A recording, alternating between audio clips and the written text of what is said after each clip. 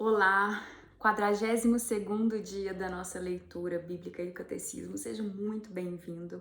Graça, paz e bem, força, alegria, esperança e muito amor do nosso Deus nos nossos corações todos os dias. Amém. E já estamos em Êxodo, capítulos 16 e 17, Salmo 41, Mateus, capítulo 23 até o versículo 22, e a leitura do Catecismo, parágrafos 337 a 349. Pedimos a graça de Deus nos iluminando para a capacidade de compreensão, assimilação das verdades de Deus, do que nós estamos lendo e estudando. Em nome do Pai, do Filho e do Espírito Santo. Amém. Que a proteção e graça de Deus esteja conosco, com os nossos familiares, e força de oração.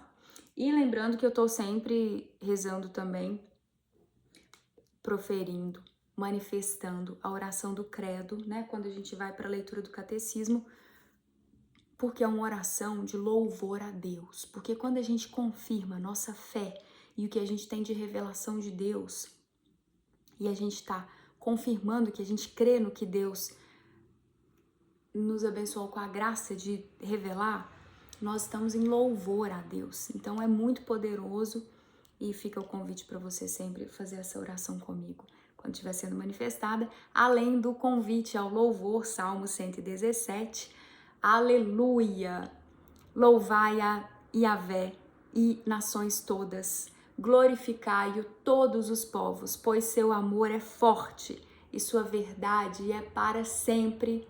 Amém. Seguimos então com Êxodo capítulos 16 e 17. O maná e as cordonizes. Partiram de Elim e toda a comunidade dos israelitas chegou ao deserto de Sim, situado entre Elim e o Sinai, no 15º dia do segundo mês, depois que tinham saído do Egito. Toda a comunidade dos israelitas murmurou contra Moisés e Arão no deserto. Os israelitas disseram-lhes: Antes fôssemos mortos pela mão de Yahvé na terra do Egito, quando estávamos sentados junto à panela de carne e comíamos pão com fartura.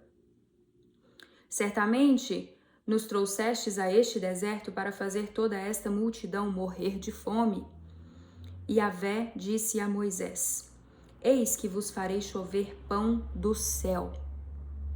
Sairá o povo e colherá a porção de cada dia, a fim de que eu o ponha à prova para ver se anda ou não na minha lei.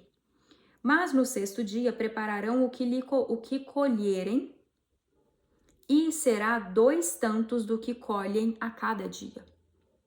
Então Moisés e Arão disseram a todos os israelitas: À tarde sabereis que foi Yahvé que vos fez sair da terra do Egito, e pela manhã vereis a glória de Yahvé, porque Yahvé ouviu as vossas murmurações contra ele.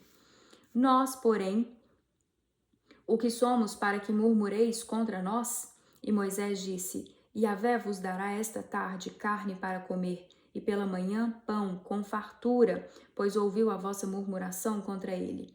Porque nós, o que somos, não são contra nós as vossas murmurações, e sim contra Yahvé. Disse Moisés a Arão: Dize a toda a comunidade dos israelitas: aproximai-vos da presença de Yahvé, pois ouviu as vossas murmurações. Ora, quando Arão falava a toda a comunidade dos israelitas, olharam para o deserto, e eis que a glória de Yahvé apareceu na nuvem. E Yahvé falou a Moisés, dizendo: Eu ouvi as murmurações dos israelitas. Dize-lhes: Ao crepúsculo comereis carne, e pela manhã vos fartareis de pão, e sabereis que eu sou Yahvé, vosso Deus. À tarde subiram codornizes e cobriram o acampamento, e pela manhã havia uma camada de orvalho ao redor do acampamento. Quando se evaporou a camada de orvalho que caíra, apareceu na superfície do deserto uma coisa miúda, granulosa, fina como a geada sobre a terra. Tendo visto isso, os israelitas disseram entre si: Que é isso? pois não sabiam o que era. Disse-lhes Moisés: Isto é o pão que Yahvé vos deu para vosso alimento. Eis que Yahvé vos ordena: cada um colha dele quanto baste para comer. Um gomor por pessoa. Cada um tomará segundo o número de pessoas que se acham na sua tenda. E os israelitas assim fizeram e apanharam uns mais, outros menos. Quando mediram um gomor, nem aquele que tinha juntado mais tinha maior quantidade, nem aquele que tinha colhido menos encontrou menos. Cada um tinha recolhido o quanto podia comer. Moisés disse-lhes: Ninguém guarde para a manhã seguinte. Mas eles não deram ouvidos a Moisés e alguns guardaram para o dia seguinte. Porém, deu vermes e cheirava mal. E Moisés indignou-se contra eles. Colhiam-no, pois, manhã após manhã, cada um o quanto podia comer. E quando o sol fazia sentir o seu ardor, se derretia. Ora, no sexto dia colheram pão em dobro, 2 gomores por pessoa, e todos os chefes da comunidade foram comunicá-lo a Moisés. Ele lhes disse: Eis o que disse Yahvé. Amanhã é repouso completo, um santo sábado para Yahvé. Shabá. Cozei o que quiserdes cozer, e fervei o que quiserdes ferver, e o que sobrar, guardei-o de reserva para a manhã seguinte. Fizeram a reserva até a manhã seguinte, como Moisés ordenara, e não cheirou mal, nem deu vermes. Então disse Moisés: Comei-o hoje, porque este dia é um sábado para Yahvé. Hoje não o encontrareis nos campos. Durante 6 dias o recolhereis, mas no 7º dia, no sábado, não o haverá. No 7º dia saíram alguns do povo para colhê-lo, porém não o acharam. Yahvé disse a Moisés: Até quando recusareis guardar meus mandamentos e minhas leis? Considerai que Yahvé vos deu o sábado e que por isso vos dará ao 6º dia pão por 2 dias. Cada um fique onde está. Ninguém saia do seu lugar no 7º dia. E o povo descansou no 7º dia. A casa de Israel deu-lhe o nome de Maná. Maná. Era como a semente de coentro branco e o seu sabor como bolo de mel. A casa de Israel deu-lhe o nome de... Disse Moisés: Eis o que... Eu fiquei... Mineira, adora bolo, até confundi aqui na hora que falou de bolo de mel. Deus é doce, gente, Deus é doce. Continuando, disse Moisés: Eis o que Yahvé ordenou, dele enchereis um gomor e o guardareis para as vossas gerações, para que vejam o pão com que vos alimentei no deserto, quando vos fizer sair do país do Egito. Moisés disse a Arão: Toma um vaso, põe nele um gomor cheio de maná e coloca-o diante de Yahvé, a fim de conservá-lo para as vossas gerações. Como Yahvé havia ordenado a Moisés, Arão o colocou diante do testemunho para ser conservado. Os israelitas comeram maná durante 40 anos, até chegarem à terra habitada. Comeram maná até chegarem aos confins do país de Canaã. O gomor é 1/10 de medida.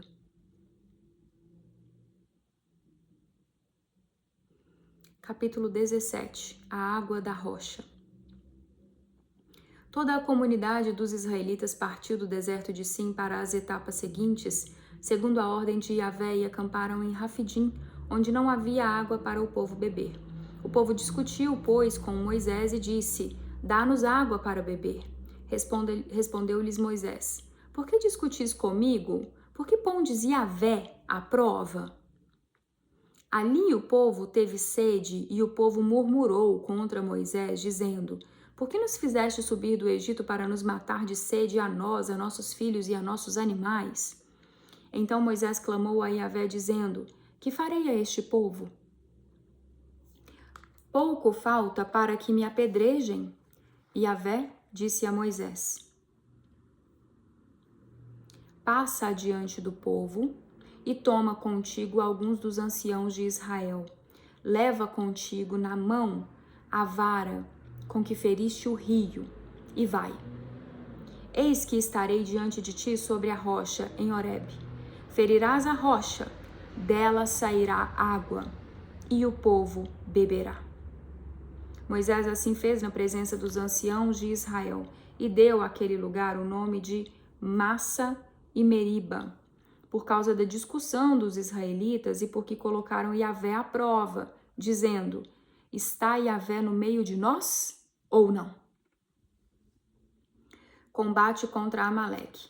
Ora, veio Amaleque e combateu contra Israel em Rafidim. Então Moisés disse a Josué: escolhe homens e amanhã sai para combater contra Amaleque. Eu ficarei no cimo da colina com a vara de Deus na mão. Josué fez o que Moisés lhe dissera para combater Amaleque. E Moisés, Arão e Ur subiram ao topo da colina. E enquanto Moisés ficava com as mãos levantadas, Israel prevalecia. Quando, porém, abaixava as mãos, prevalecia Amaleque. Ora, as mãos de Moisés estavam pesadas. Tomando então uma pedra, puseram-na debaixo dele e ele se sentou. Arão e Ur sustentavam-lhe as mãos, um de um lado e o outro do outro. Assim as suas mãos ficaram firmes até o pôr do sol. E Josué pôs em fuga Amaleque e seu povo ao fio da espada. Então Yahvé disse a Moisés: escreve isso para memorial num livro e declara a Josué que hei de extinguir a memória de Amaleque de debaixo do céu. Depois Moisés construiu um altar e pôs-lhe este nome, Yahvé Nissi, porque ele disse: a bandeira de Yahvé em mãos. Yahvé está em guerra contra Amaleque, de geração em geração. Esse foi o capítulo 17 de Êxodo. E eu lembro aqui que ano passado, na Quaresma, o Frei Gilson fez, dentro do projeto de Quaresma, pregações sobre essas leituras, essa palavra de Deus relacionada ao Êxodo e a Moisés. Não é acaso, gente, não há acaso no reino de Deus. E Deus mobiliza as forças dele no momento certo, o tempo de Deus é perfeito. Nós estamos num momento de muita escravidão e nós estamos num momento de povo sendo liberto. Quem está buscando está recebendo, e de nova aliança. Há profecias relacionadas a isso, há arte profetizando isso, tem muita coisa nesse sentido. Por enquanto, guardem isso. Essa história de Êxodo e de Deus libertando o povo dele, quem o honra, quem o busca, é uma verdade espiritual. Neste momento nós estamos vivendo isso de novo. Nós de fato vivemos uma absoluta escravidão espiritual que se manifesta das mais diversas formas. Não à toa tanta gente tão adoecida, vivendo tão mal, né? Não é isso que Deus tem pra gente.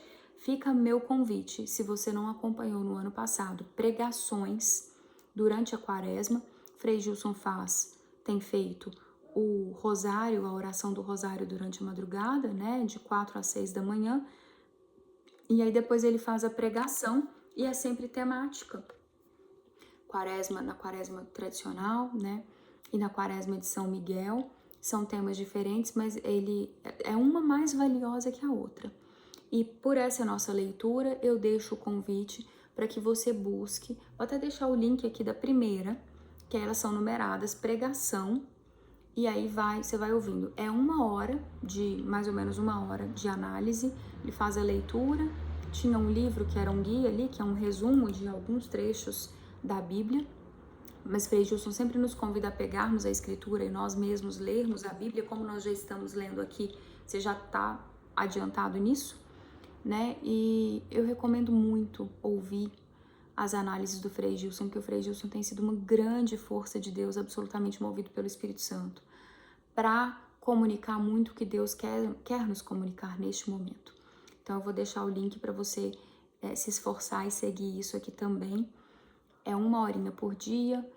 Enquanto estiver fazendo alguma coisa, de repente está a correria grande demais, vai ouvindo. Se não conseguir fazer 1 hora para parar, para ouvir com atenção, pelo menos deixa rodando, deixa, porque alguma outra coisa a gente sempre assimila. E se você perceber que, nossa, aquilo parecia importante, eu não dei atenção, volta, ouve de novo. E assim a gente vai indo no esforço de nos dedicarmos, fazermos mais tempo, priorizarmos as verdades de Deus nas nossas vidas, né? Então, vou deixar essa pregação do Frei Gilson, que é relacionada a Moisés, essa história toda de Moisés que eu ressalto, é muito importante nesse momento.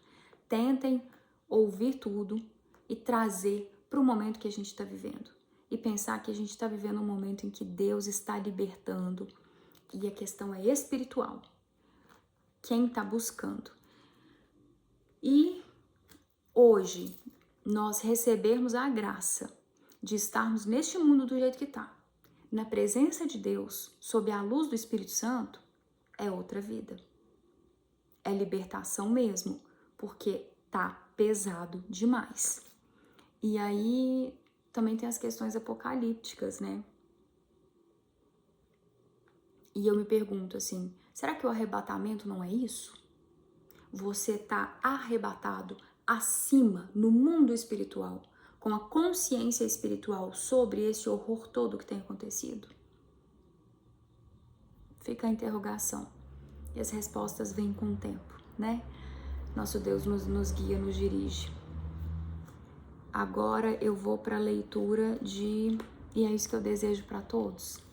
Que todos estejam na presença de Deus, lembrando o quanto Ele é amor, o quanto Ele está no comando de tudo e tem nos pegado no colo.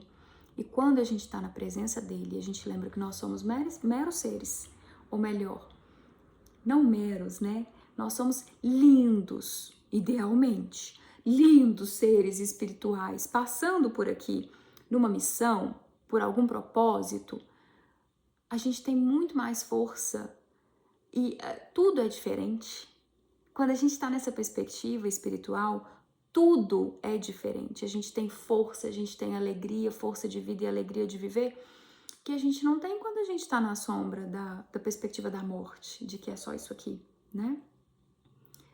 Então, o que eu desejo para todos é que todos estejam sob essa luz de Deus, sob essa verdade de Deus, dos grandes tempos que nós vivemos, enfrentando tudo com força espiritual, lembrando que todos nós estamos, cada um no seu momento, do seu jeito na presença de Deus, sendo edificado, né? Que a nossa perspectiva é evolutiva e que tudo contribui para o bem dos que buscam a Deus, né? Tem esse trecho bíblico que é de muita sabedoria, uma grande verdade, e que por tudo demos graças, daiamos graças, demos graças por tudo, entendendo que tudo que acontece tem um propósito, nos afeta de alguma forma, nos afeta, a cada um afeta de uma forma, que cada um está no seu processo com Deus, né? E é hora de a gente responder a Ele. Quando a gente está nessa perspectiva, tudo muda, tudo muda. A gente tem muito mais força, muito mais vitalidade para lidar com tudo que acontece. Estejamos sob a graça de Deus. Salmo 41, prece do doente abandonado, do mestre de canto, Salmo de Davi. Feliz quem pensa no fraco e no indigente, no dia da infelicidade, Yahvé o salva. Yahvé o guarda, dá-lhe vida e felicidade na terra, e não o entrega à sanha dos seus inimigos. Yahvé o sustenta no seu leito de dor. Tu afofas a cama em que ele definha. Eu dizia, Yahvé, tem piedade de mim. Cura-me, porque pequei contra ti. Meus inimigos falam mal de mim. Quando morrerá e perecerá o seu nome? Se alguém me visita, fala com fingimento, enche o coração de maldade e ao sair é disso que fala. Os que me odeiam cochicham juntos contra mim. E junto a mim consideram minha desgraça. Caiu sobre ele uma praga do inferno, está deitado e nunca mais levantará. Até o confidente em quem eu confiava que comia do meu pão se levanta contra mim. Tu, porém, Yahvé, tem piedade de mim. Levanta-me e eu pegarei o que eles merecem. pagarei, e eu pagarei o que eles merecem. Nisso reconheço que tu me amas, se meu inimigo não triunfar sobre mim. Quanto a mim, tu me mantens íntegro e me estabeleces em tua presença para sempre. Bendito seja Yahvé, o Deus de Israel, desde agora e para sempre. Amém. Amém. Salmo 41. E agora, Evangelho de Mateus, capítulo 23, até o versículo 22. Hipocrisia e vaidade dos escribas e dos fariseus. Jesus então dirigiu-se às multidões e aos seus discípulos. Os escribas e fariseus estão sentados na cátedra de Moisés. Portanto, fazei e observai tudo quanto vos disserem, mas não imiteis suas ações, pois dizem, mas não fazem. Amarram fardos pesados e os põem sobre os ombros dos homens, mas eles mesmos nem com um dedo se dispõem a movê-los. Praticam todas as suas ações com o fim de serem vistos pelos homens. Com efeito, usam largos filactérios e longas franjas, gostam do lugar de honra nos banquetes, dos primeiros assentos nas sinagogas, de receber as saudações nas praças públicas e de que os homens lhes chamem Rabi. Quanto a vós, não permitais que vos chamem Rabi, pois um só é o nosso mestre, e todos vós sois irmãos. A ninguém na terra chameis Pai, pois só tendes o Pai celeste. Nem permitais que vos chamem guias, pois um só é vosso guia, Cristo. Antes, o maior dentre vós será aquele que vos serve. Aquele que se exaltar será humilhado, e aquele que se humilhar será exaltado. 7 ameaças contra os escribas e os fariseus. Ai de vós, escribas e fariseus hipócritas, porque bloqueias o reino dos céus diante dos homens, pois vós mesmos não entrais, nem deixais entrar os que o querem. Ai de vós, escribas e fariseus hipócritas, que percorreis o mar e a terra para fazer um prosélito, mas, quando conseguis conquistá-lo, vós o tornais 2 vezes mais digno da jena do que vós. Ai de vós, condutores cegos, que dizeis, se alguém jurar pelo santuário, seu juramento não o obriga, mas se jurar pelo ouro do santuário, seu juramento o obrigará. Insensatos e cegos. Que é maior, o ouro ou o santuário que santifica o ouro? Dizeis mais, se alguém jurar pelo altar não é nada, mas se jurar pela oferta que está sobre o altar, fica obrigado. Cegos, que é maior, a oferta ou o altar que santifica a oferta? Pois aquele que jura pelo altar, jura por ele e por tudo o que nele está. E aquele que jura pelo santuário, jura por ele e por aquele que nele habita. E por fim, aquele que jura pelo céu, jura pelo trono de Deus e por aquele que nele está sentado.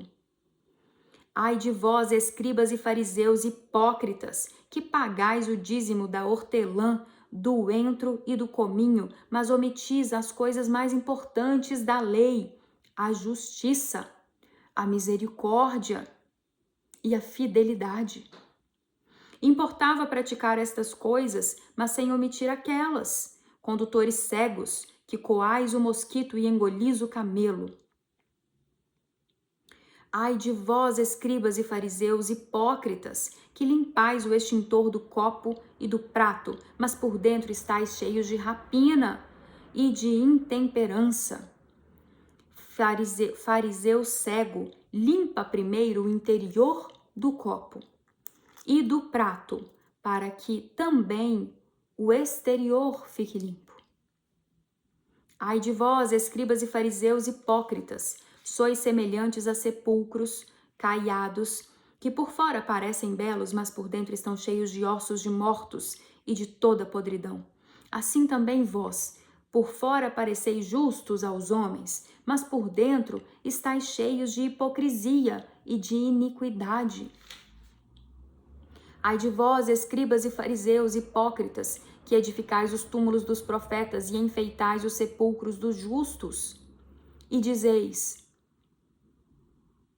se estivéssemos vivos nos dias dos nossos pais, não teríamos sido cúmplices deles ao derramar o sangue dos profetas. Com isso testificais contra vós que sois filhos daqueles que mataram os profetas. Completai, pois, a medida dos vossos pais. Crimes e castigos iminentes. Serpentes, raça de víboras. Como haveis de escapar ao julgamento da jena? Por isso vos envio profetas, sábios e escribas. A uns matareis e crucificareis. A outros açoitareis em vossas sinagogas, perseguireis de cidade em cidade. E assim cairá sobre vós todo o sangue dos justos derramado sobre a terra, desde o sangue do inocente Abel até o sangue de Zacarias, filho de Baraquias, que matastes entre o santuário e o altar. Em verdade vos digo, tudo isso sobrevirá a esta geração. Palavras sobre Jerusalém. Jerusalém, Jerusalém, que matas os profetas e apedrejas os que te são enviados. Quantas vezes quis eu ajuntar os teus filhos, como a galinha recolhe seus pintinhos debaixo das asas, e não o quiseste. Eis que a vossa casa ficará abandonada. Pois eu vos digo, não me vereis mais até que digais: bendito aquele que vem em nome do Senhor. Amém. Esse foi Mateus capítulo 23. Como eram 7 anúncios, 7 ameaças contra os escribas e os fariseus, eu acabei, ao invés de dividir o capítulo, eu li ele todo. Então, eu vou finalizar hoje com a leitura completa do capítulo 23, e na próxima leitura nós leremos o catecismo de hoje e de amanhã. Então, amanhã a gente não lê o evangelho, que já foi lido hoje na íntegra, o capítulo todo, já está lido hoje. Amanhã, ao invés de Mateus, do evangelho de Mateus, a gente vai ler o catecismo de hoje e de amanhã. Só esse ajustezinho para otimizar a continuidade da leitura, da análise, né? Ao invés de fragmentar. Então, hoje nós lemos Mateus capítulo 23. Pela graça de Deus, até amanhã, se Deus quiser, graça e paz.